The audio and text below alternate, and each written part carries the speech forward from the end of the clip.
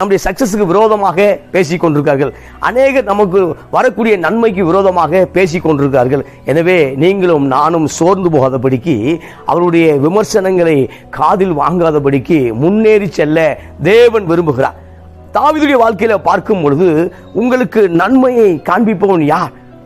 இப்ப இருக்கக்கூடிய சூழ்நிலையை பார்க்கும் பொழுது நன்மை வர வாய்ப்பு இல்லை. இப்ப இருக்கக்கூடிய சூழ்நிலையை பார்க்கும் பொழுது வியாதிகள் சுகமாக வாய்ப்பு இல்லை. இப்ப இருக்கக்கூடிய சூழ்நிலையை பார்க்கும் பொழுது லேண்ட் வேல்யூ கூடிக்கிட்டு இருக்கு, சாத்தியப்படாது, சாத்தியம் இல்லை என்று சொல்லி நமக்கு விரோதமாக நமக்கு நன்மை பேசுவது போல, நன்மை வருவதை பேசுவதை போல நமக்கு விரோதமாய் தீமை செய்து கொண்டிருக்கிறார்கள், தீங்கு பேசிக் கொண்டிருக்கிறார்கள். எனவே ஒரு முடிவு எடுக்கிறார் தாவீது. என்னன்னா, கர்த்தாவே உம்முடைய முகத்தின் ஒளியை எங்கள் மேல் பிரகாசிக்க பண்ணோம். 2026ஆம் ஆண்டு தேவன் தம்முடைய முகத்தின் ஒளியை நம்மேல் பிரகாசிக்க பண்ணுவாராக. அப்ப முகத்தின் ஒளி மூலமாய் ஒரு நன்மை கிடைக்க போகிறது. அப்ப அவருடைய முகத்தின் ஒளி மூலமாய் அருள் உண்டாக போகிறது.